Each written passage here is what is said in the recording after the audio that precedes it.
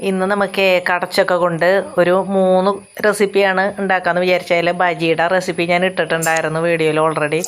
ഇനി നമുക്ക് കടച്ചക്ക വറുക്കണത് എടുക്കാം. ഞാൻ അതിൻ്റെ സ്ലൈസർ കൊണ്ട് വെച്ചിട്ട് സ്ലൈസ് ചെയ്യണ അതുകൊണ്ടാണ് അരിഞ്ഞെടുത്തത് കേട്ടോ. കടച്ചക്ക ഇതുപോലെ വളരെ കനം കുറച്ച് അരിഞ്ഞ് വറുക്കാനായിട്ട് വെളിച്ചെണ്ണ ഒഴിച്ച് വറുക്കാനായിട്ട് കായ വറുക്കുന്ന പോലെ തന്നെ അത് വറുത്തെടുക്കാം. ഒന്ന് ക്രിസ്പി ആകുമ്പോൾ അതിലേക്ക് ഉപ്പുനീര് തെളിച്ച് വെള്ളമൊക്കെ പൊട്ടിയതിന് ശേഷം നമുക്ക് വറുത്ത് കോരാം. അങ്ങനെ നല്ല ടേസ്റ്റുള്ള കടച്ചക്ക വറവ് റെഡി. അടിപൊളി ടേസ്റ്റാണ് കേട്ടോ. അത് നല്ല ക്രിസ്പിയാണ്, നല്ല ടേസ്റ്റാണ്. നമുക്കത് വറുത്തെടുത്ത് വയ്ക്കാൻ ചെപ്പിലാക്കിയിട്ട് എടുത്ത് വയ്ക്കാനും കുറച്ച് ദിവസം ഇരിക്കും ഇത് കേട്ടോ.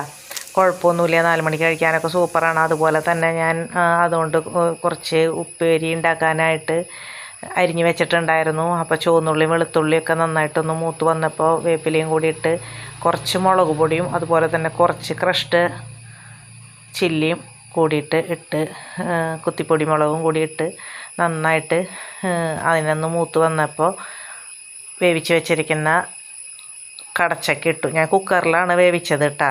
കുക്കറിൽ സ്റ്റീം വന്ന വശം അതിൻ്റെ വിസിലൊക്കെ കളഞ്ഞിട്ടാണ് പെട്ടെന്ന് കളഞ്ഞല്ലെങ്കിൽ നല്ലോണം വെന്ത് പോവും.